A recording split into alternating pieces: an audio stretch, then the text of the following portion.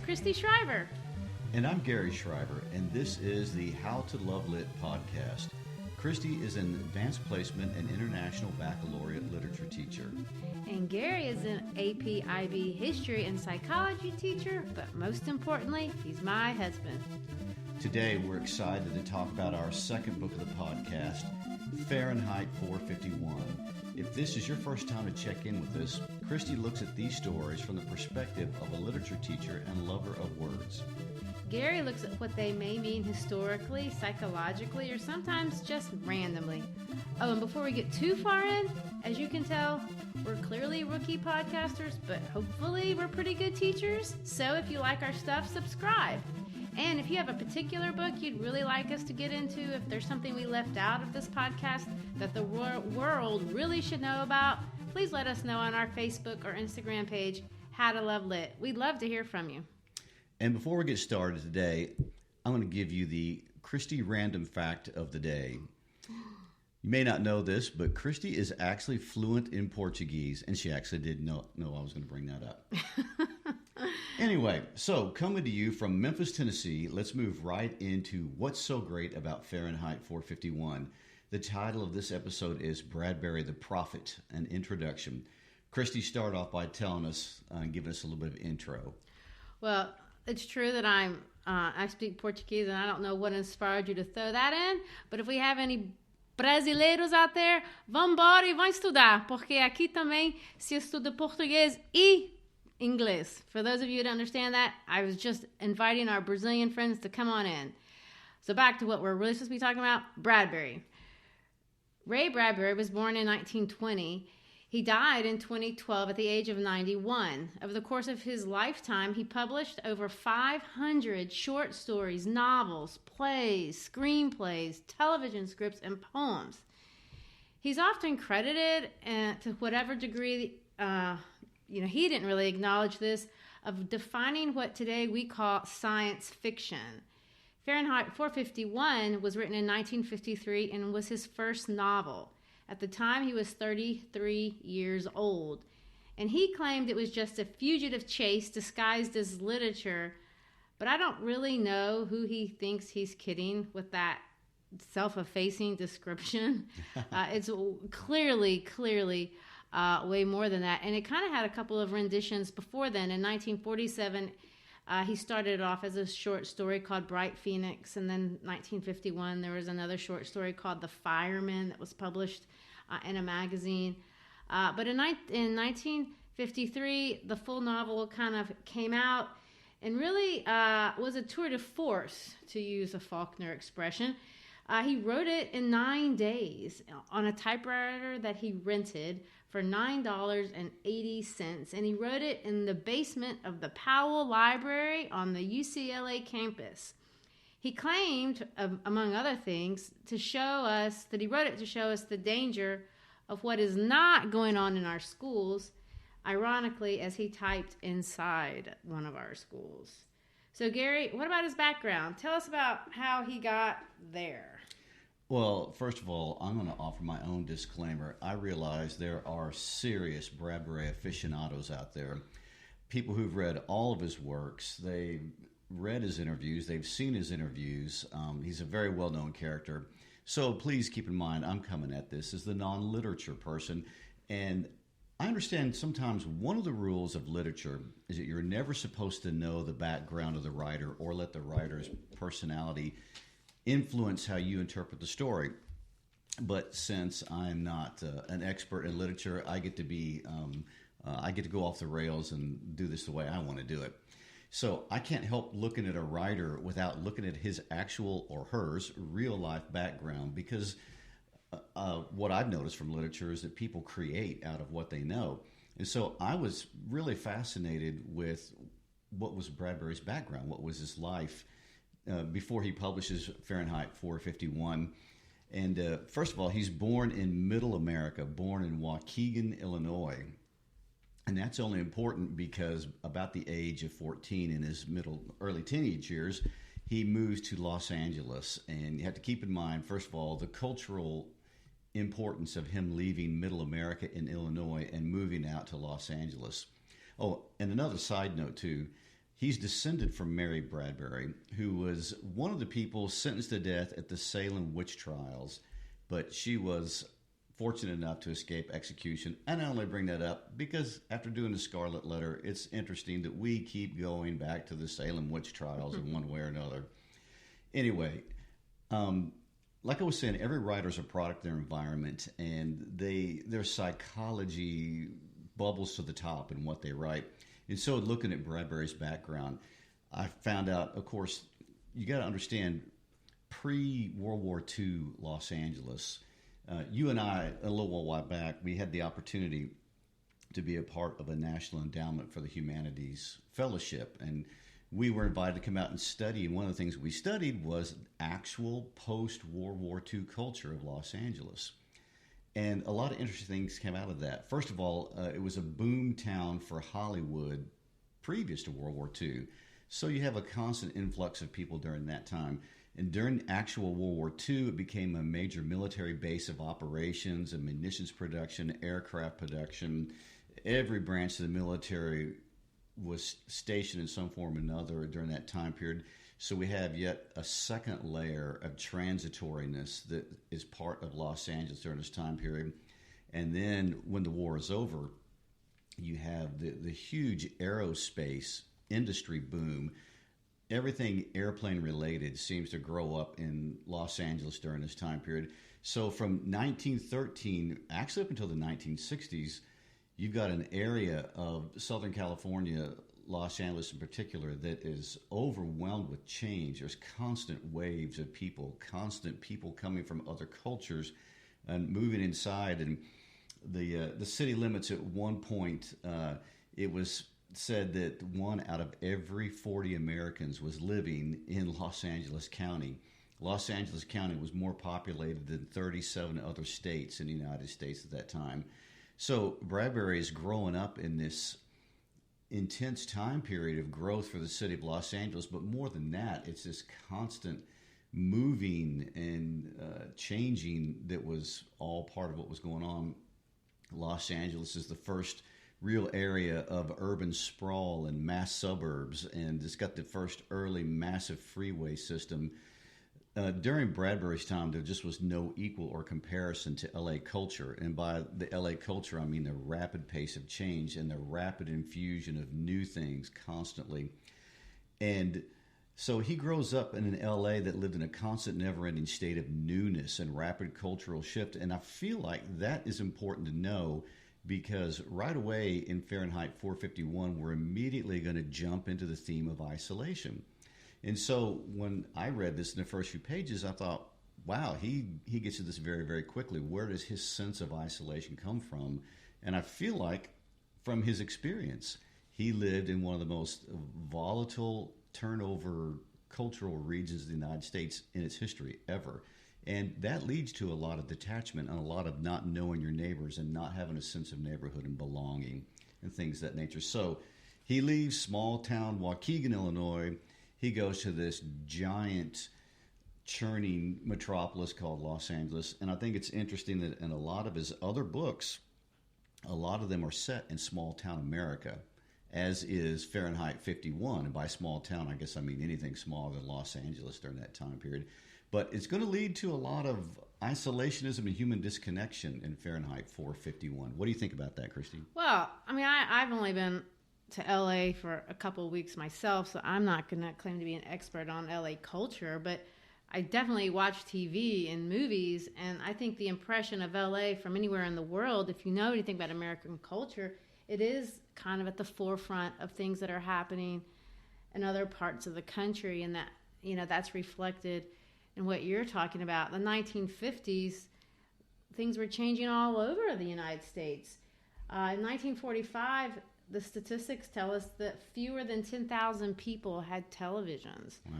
But by 1950, that number had jumped to 6 million. And, of course, by 1960, 60 million homes had televisions. And, of course, today, in America, there's 4 or 5 homes in televisions in every home, and there's pretty much a television in every pocket in the United States of America. Let me interrupt for a second. That's a very important cultural note. That kind of expansion of the media is exponentially changing culture, and he is growing up right in the middle of that exponential change. And he sees the change, I think, in a way that was I guess the term defamiliarization. He makes it unfamiliar to us. It was unfamiliar to him. Things that today seem very, very common. For example, he saw information go from long scripts to sound bites. The way that we think of Twitter or newscasts or commercials. And he saw that shift in a way that I didn't see because it was already a part of my life when I came down the pipe. And so a lot of the things that he saw in terms of technology really scared him as he watched the world change. It's also interesting to note that this is the 50s. Now, the 50s, I think of, if you think of TV, American TV, we think of the Happy Day shows and Americans celebrating bubble gum and Coca-Cola. But really, it's coming out of the 1940s or the end of World War II, which freaked out the entire world, of course, with the nuclear bomb. And no one was comfortable with that. And then, of course, when Russia gets the nuclear bomb and the United States gets the nuclear bomb and then China gets the nuclear bomb, everyone lives in this fear of technological doom.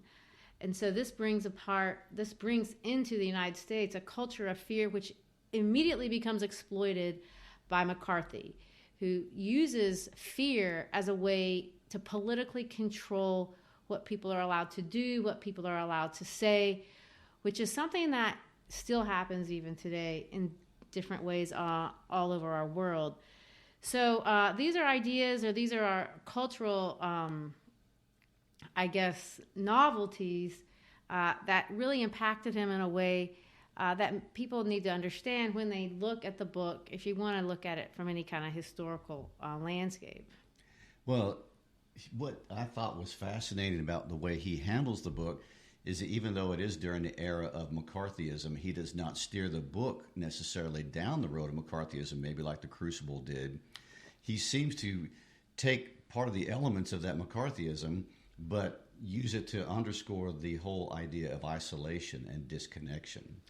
Well, I think what Ray Bradbury clearly understood, which McCarthy really didn't, is you don't control people by telling them what to think. You can control people by pressuring them socially. And that's really what you see happening in the book, and what Bradbury claimed was the nature of true mind control. He talks about this idea of getting rid of literacy altogether. People don't read, they watch. And then they watch things that are fun, and because that's more comfortable than having these deep conversations. And what does that do over the course of time? Then this idea that, well, we don't want to offend people. I don't want people to be angry with me. I don't want to be hateful. And so in the name of not being hateful, you begin to suppress, slowly but surely, things that people are allowed to say, things that are that might be sensitive, that might be harmful, that might be objectionable, and you replace them not with stern values like maybe the Puritans would have done, but you replace them with fun, entertainment, violence. And these were the dangers that he really was scared about. And this is a cautionary tale that really speaks to those things. It's interesting that the setting is somewhat ambiguous. I've heard it read, even though I haven't seen a direct quote, that Bradbury set it in 1999.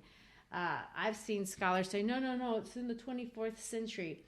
But I think the best quote I've ever heard him say about it, that he wanted the setting to be immediately personable, intimate.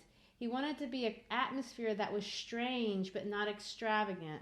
A world as we know it, but in a slight anticipation of time. In other words, just a little bit ahead, right, but not in in a galaxy far, far away. Well, I have to go back to the comment of it being placed in 1999. Of course, at this point we should probably have some Prince music in the background. Yeah. going along with that.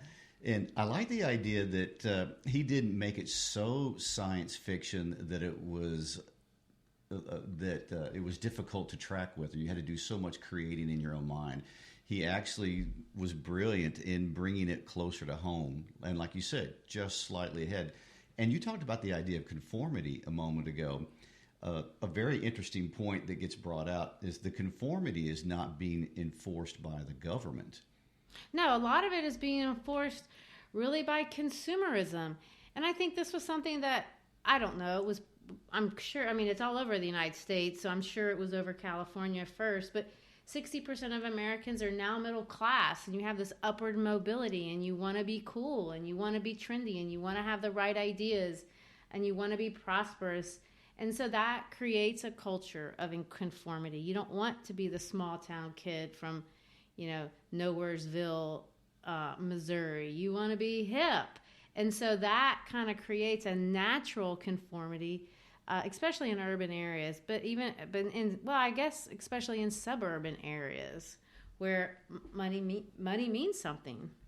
Well, this idea of consumerism and conformity finds its foothold in the United States in post-World War II America. It's endemic in the 1940s, and we have these outside threats of communism, and so the idea of sameness became very important to Americans. It became protective, and conformity was important because there really was an attitude of it's us on the inside here against those on the outside.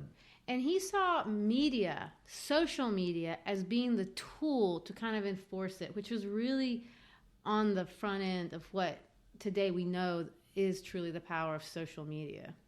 What would have been the version of social media back then? TV. Okay. People knew what to wear because, I don't know, Lucille Ball was wearing it. Well, now, you have the Kardashians, and, my daughter watches these vlogs where they literally go into celebrities' houses and they open their closet and they say, oh my gosh, you gotta see these shoes. I just bought them. And of course you can buy them at Amazon, ... And then you can literally click and directly influence in a direct, immediate way, in a way, of course, clearly you wouldn't be able to do in 1950. Well, it's funny how the whole idea of conformity and fighting conformity runs through American literature. That just seems to show up all the time. It's part of our national character to want to be part of a group and want to be above and separate from the group at the same time, to condemn conformity, but at the same time compliment all the things that accomplishes it. And I see this with many authors.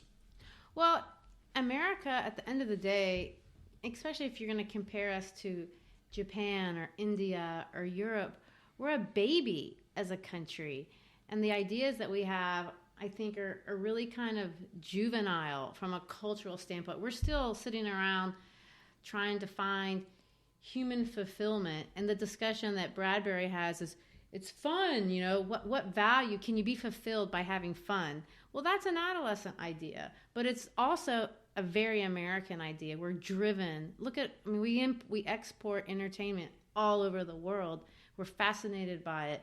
So I think that is also a part of our culture as we kind of, I don't want to say grow up as a country, but maybe that is kind of what it is. We're definitely expressing it in a way that I don't see other countries wrestling with.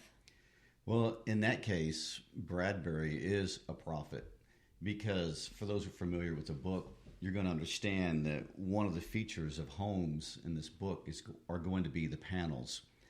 And keep in mind that Bradbury's writing about the panels at a time when television, A, was not in color, and B, was a big square box. And he has this vision of flat panels in rooms that are so huge as to dwarf all your senses. And I think we've arrived. Oh my gosh.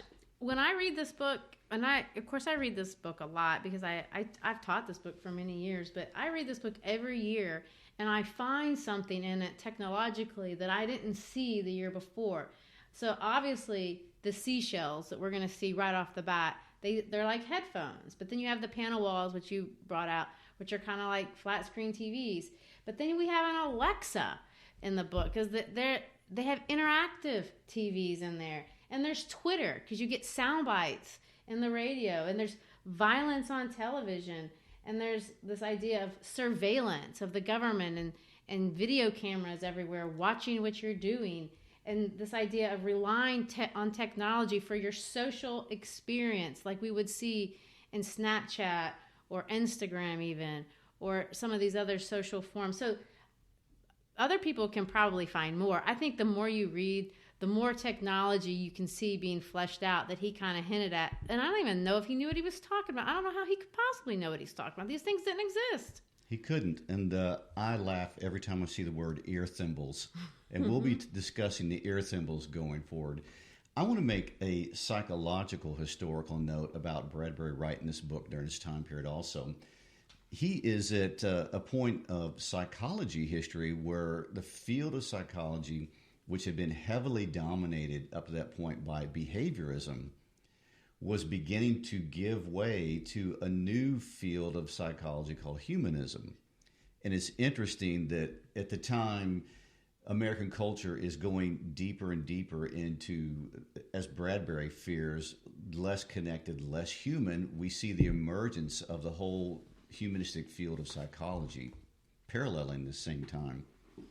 Well, I think there is a lot of psychology, especially when you come to the concept of interpersonal relationships.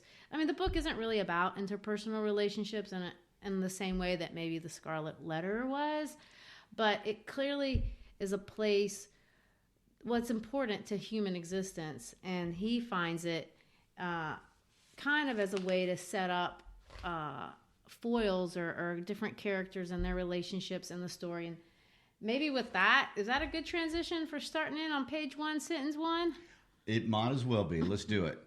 All right. Well, like I've said before, like I said during the last book, every good literature teacher will tell you that you really want to pay attention to the first few sentences of any great book, because the author is going to try to give it away. And I'm not going to say he's going to give away his plot. They don't necessarily do that. But he will give away his themes. What is it that he wants to say about life in the middle? And he'll start doing that at the very beginning of the book. This book is no different. Sentence 1 is a short sentence. It was a pleasure to burn. That says a lot. The book is about pleasure.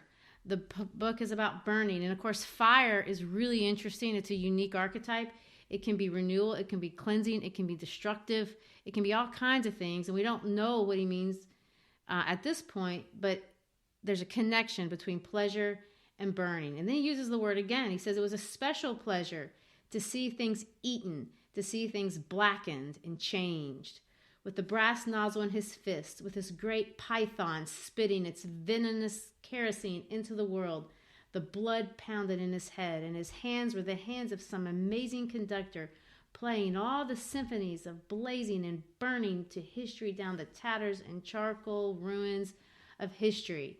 Well, clearly the tone at the very beginning is excited. He's excited. He's happy. But what is he happy about? Because you see kind of some mixed messages here. There's blood, there's venom, there's kerosene, but it's juxtaposed with something beautiful, like a conductor playing a symphony. Then you have back-to-back with blazing and burning. Then, of course, the ruins of history. If you break it down the way I'm going to do it, I see a couple of things. First of all, this reference to a python. That's a snake, and snakes are really interesting. In the Christian culture, they can kind of be associated with negative things, because in the Garden of Eden, Satan was a snake. But if you look past Christianity and you look at other cultures, snakes don't always mean something negative. They're they're associated with renewal.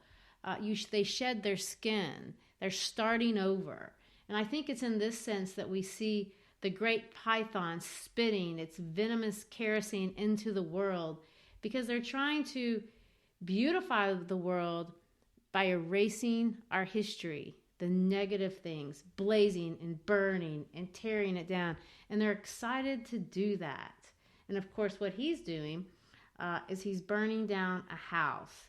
It's interesting to point out that he wears on his helmet the number 451. Which is the temperature at which paper burns, which is our whole point. So they say. I've never actually conducted the experiment. No. I'm going to take their word for it. So, so many things going on there. Yes, the whole idea that destruction is positive, that he's convinced in the opening words of the book that he's providing a valuable skill to society or service to society and doing good by getting rid of books. Now, we're going to have to get into the second chapter before we start talking about why the books are a threat, why abstract thinking is a threat, what it represents, how it's going to be the game changer in this whole thing. When history is a threat, and we're going to see that. There's things that are negative in history, and we need to take those out. The next couple of sentences, he says this: he wanted, above all, like the old joke, to shove a marshmallow on a stick in the furnace while the flapping of pigeon-winged books died on the porch. This is flippant language. Mm-hmm. He's comparing the burning of books to marshmallows. I mean, you couldn't take them less seriously. And of course, again, we see that there's value and there's pleasure of this actually all coming to fruition in his mind.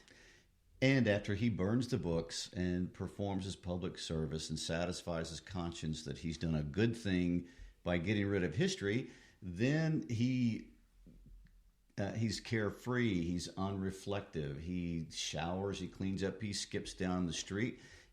He calls himself a minstrel man.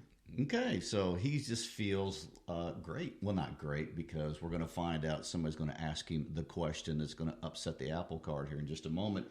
But he certainly doesn't feel overt pain or shame or guilt or anguish about burning books and burning homes and things of that nature. No, he's whistling. He's walking to the corner. He's slowing down, clearly unreflective, until he feels a presence that kind of makes him nervous. Somebody's there that he's not anticipating. And this kind of, sparks his interest, but there's no element of fear or darkness at all in this part of the book. It says that he turns and he sees something white. And this ultimately is going to be a girl. Her face is slender with milk white in it, a kind of gentle hunger that touched over everything with tireless curiosity. Her dress was white. And says the infinite sound now, the white stir of her face. So white, white, white, white, white, white, white. This is not a racial statement at all. We're not talking about ethnicity here. White, as it relates to this little girl, is going to be reflective of her innocence. It's also used in an archetypal way, as colors often are. She's innocent. She's curious. She's everything, of course, that he is not. Which gets played out in one scene where here he is skipping down the road, minding his own business, undisturbed in the grand scheme of his life, and he meets Clarice. And as they're talking, he says he felt she was walking in a circle about him, turning him end for end, shaking him quietly and emptying his pockets without once moving herself. So here is a guy who by his own habit is unreflective about his own existence. He meets Clarice and immediately he feels seen through, he feels exposed, and he feels awkward by it. So Clarice is packing a lot of power right here in her interaction with him. And Montag, I want to point out, is going to be kind of the everyman. We're not meant to judge him. We're meant to be him. He's successful.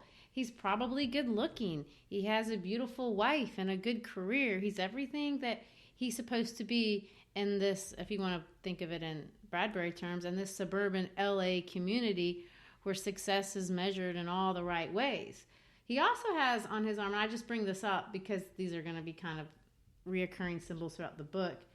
He has a salamander on his arm, and he has a phoenix disc on his chest.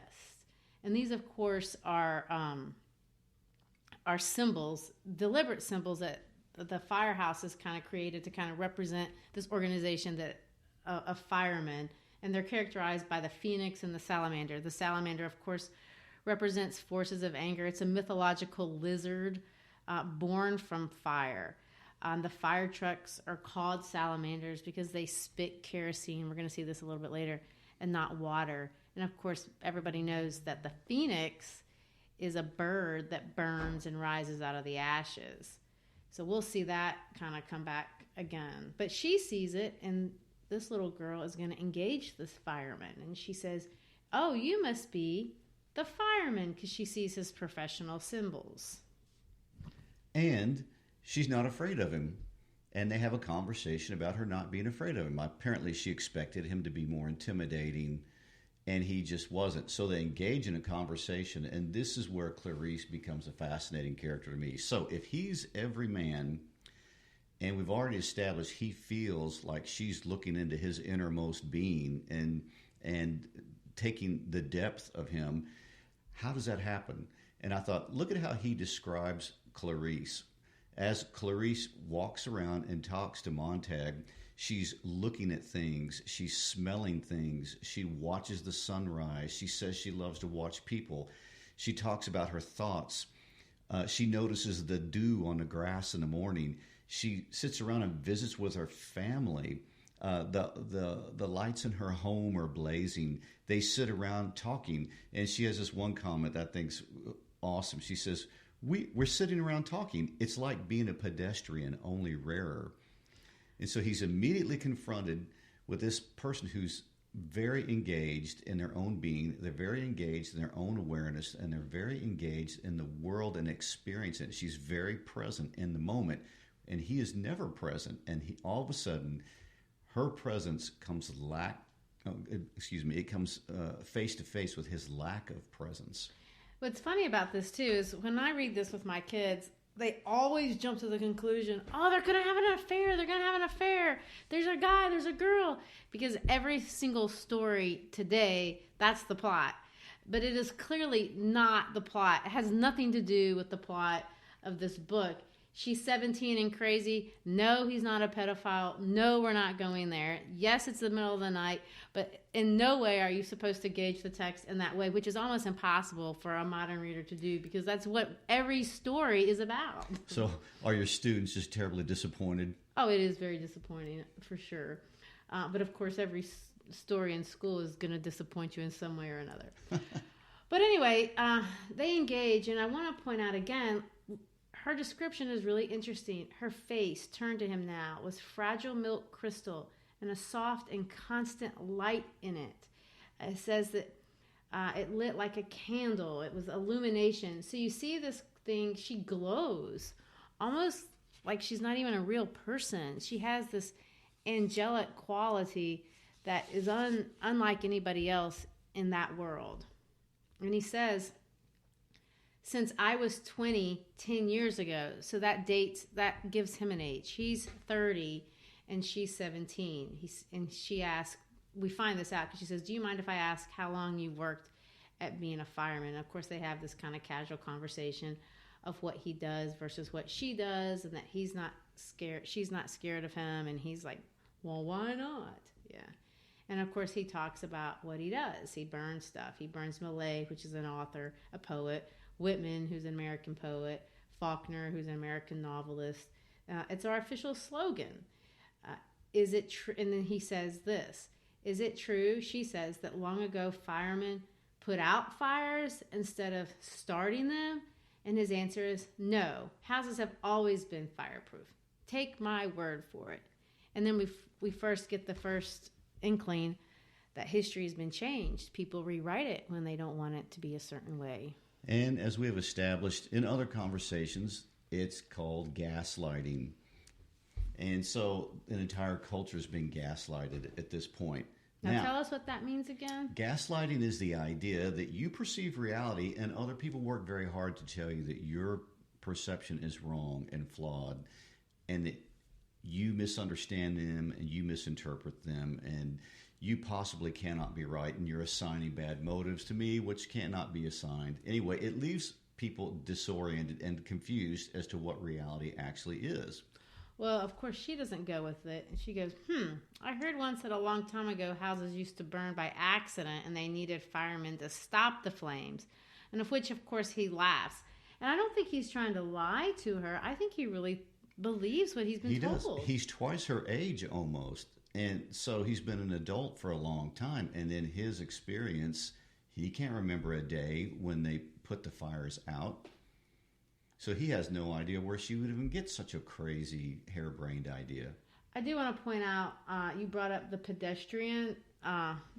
There's a short story that Bradbury wrote called The Pedestrian, and it's about her uncle in this book. So he kind of connects all of his stuff, who got arrested in the little short story for walking because that was too out of control or too unusual.